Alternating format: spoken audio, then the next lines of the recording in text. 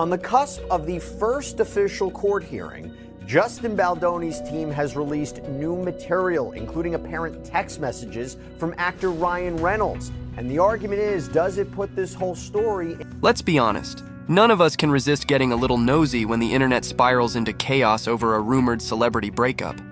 And now, Hollywood's golden couple, Ryan Reynolds and Blake Lively, are allegedly headed for a split, with whispers pointing toward an unlikely name, Justin Baldoni.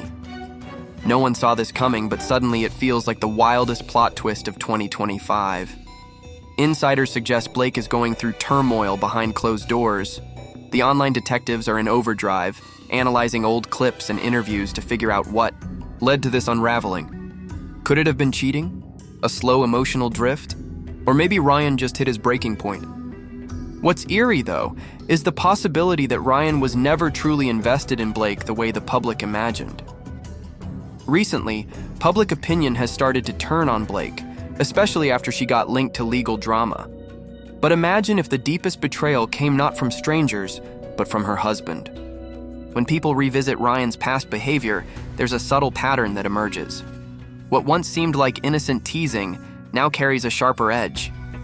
Case in point, Ryan once shared a painting online and wrote, "If there was ever a fire, this is the first thing I'm grabbing, then I'll come back for Blake." That used to be read as funny, but now, it's making fans uncomfortable. The more you scrutinize their relationship, the more it resembles a carefully orchestrated performance rather than genuine affection. It's all curated charm and controlled chaos, possibly more brand than Bond. But to understand the full picture, we have to rewind to where it all started. In 2007, Blake Lively was still America's sweetheart on Gossip Girl, dating her co-star Penn Badgley, and that's when the wheels quietly began turning. Blake and Penn were together for about 3 years, but in 2010, she joined the cast of Green Lantern, a project that would change her trajectory. At the time, Ryan Reynolds was married to Scarlett Johansson. They had wed in 2008. However, by the time Green Lantern concluded in 2011, Ryan and Scarlett were done. And not long after, Ryan and Blake were spotted publicly together. Now, no one's accusing anyone outright, but the timing doesn't sit well with some fans. There may not be concrete proof, but the setup feels familiar. Two actors playing lovers on screen become lovers off screen. The theory is that Ryan and Blake's connection deepened during filming, possibly crossing lines while Scarlett was preoccupied with her own rising career. In December 2010, Ryan and Scarlett announced their split, finalized by July 2011. By October, Ryan was dating Blake. If the rumors are accurate, then maybe the cliche holds. You lose them the way you got them. Blake ended things with Penn, Ryan moved on from Scarlett, and suddenly the two were a media darling duo. For years, they were adored for their flirty tweets and viral banter, but those same jokes have started to sour with time. Humor often carries hints of truth, and now those jabs feel more biting than playful. Like the time Ryan quipped, "Blake is the best thing that's ever happened to me, second only to my star on the Hollywood Walk of Fame." It landed as charming then, but now it feels like a warning sign we all missed. When love starts to look like PR strategy, fans begin to question what's real and what's just content. Maybe this breakup isn't a shock. Maybe the signs were always there. My wife, Blake, who is sitting right there, who is everything to me. You are the best thing that has ever happened to me. Second only to this star, the Hollywood Walk of Fame. It's the Hollywood Walk of Fame. What are we, really, if not a culture completely obsessed with watching the facades crumble? Hollywood served us a picture-perfect duo in Ryan Reynolds and Blake Lively, the charming jester and his elegant muse. For over 10 years, they were paraded as the ideal modern romance, clever social media posts, perfect red carpet appearances, and a relationship painted in gold. But now, that glitter is starting to flake, and the web is ablaze trying to decode the fallout. At the heart of this unraveling, a surprising name, Justin Baldoni. Yes, the actor turned director whose name has suddenly become linked to legal scandal, controversy, and possibly the demise of an iconic celebrity couple.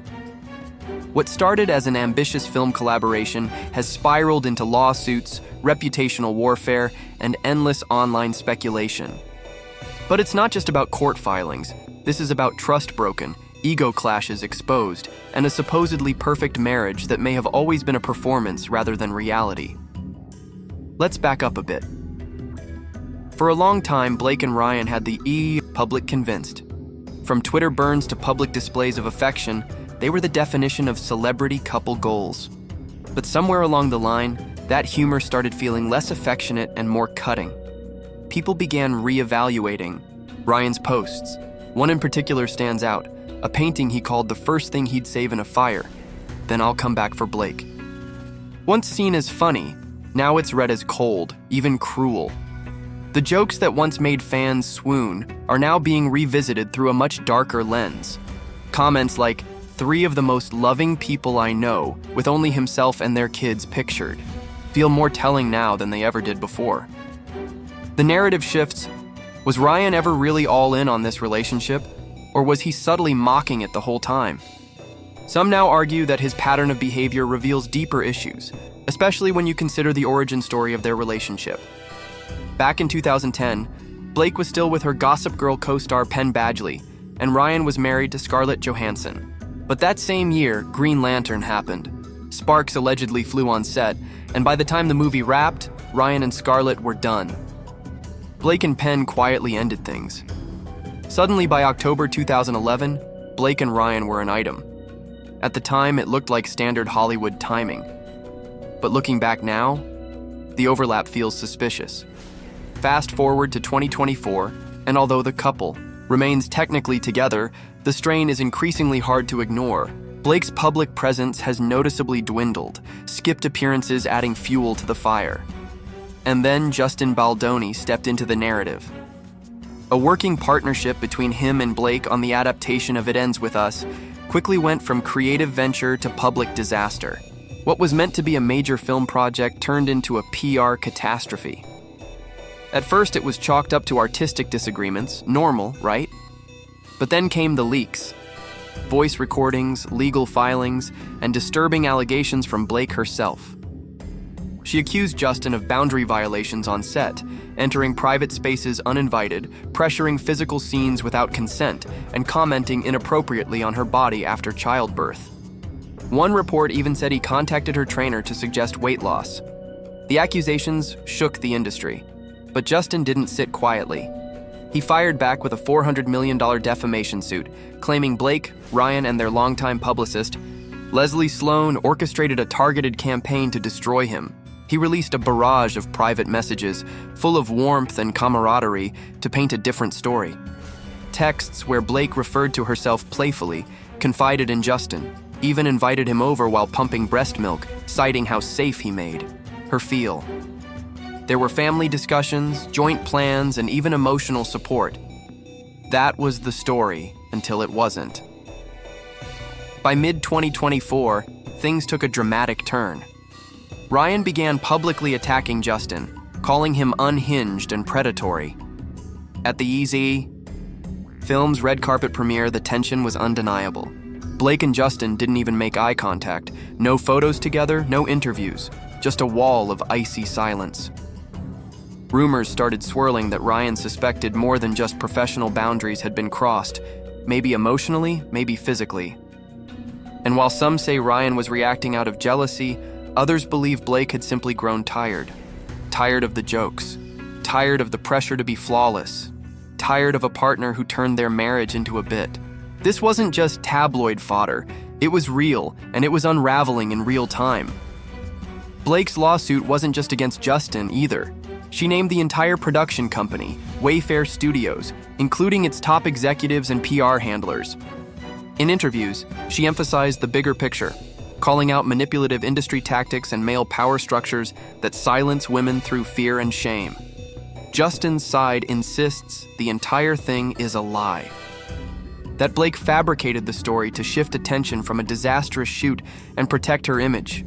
He claims the lawsuit is calculated, meant to vilify him and rescue a crumbling public brand. His legal team is aggressive, alleging professional sabotage and irreversible damage to his reputation. Meanwhile, every court update and leak is fodder for headlines. The film ironically made over $350 million, a massive success commercially, but now tainted by controversy. A story about healing and emotional trauma is now a case study in real-life emotional devastation. Ryan isn't just a bystander. His name appears in filings. Justin's lawyers even accused him of referencing a thinly veiled version of Justin in early Deadpool 2 drafts under the codename NCE Pool. Legal teams are asking studios to preserve internal memos and draft scripts. Justin's career has nosedived. He was dropped by WME, though the agency denies pressure from Blake or Ryan. Still, the optics are glaring. For Blake, the stakes are colossal. Her wholesome image hangs in the balance. She's withdrawn from the spotlight and focused entirely on the lawsuit. At a recent court hearing, a small victory. The judge admonished Justin's team for giving press interviews that could taint the jury. Her lawyers called it a turning point. Justin's side dismissed it as irrelevant. The PR war continues. Then came the bombshell, Blake's New York Times interview, where she spoke about industry accountability. Hours later, Justin slapped the outlet with a $250 million defamation suit, claiming the article further damaged his name. The trial is scheduled for March 2026, though insiders expect proceedings to escalate sooner. And it's not just legal drama anymore, it's a cultural moment, a sharp Me Too echo, a reckoning about gender, power, and control. Every text, every post, every silence now carries weight. This isn't just about a movie or even a couple. It's about a shift, a tearing down of the Hollywood fairy tale we were all sold. The fall of Blake and Ryan as a brand, the career destruction of Justin Baldoni, the weaponization of media, image, and silence. Whether Blake wins or not, she's already changed the conversation. Whether Justin is vindicated or not, his career will never return to what it was. And Ryan? His silence may be the loudest thing of all. It ends with us, ironically or poetically, maybe more than a title. It may be a line in the sand,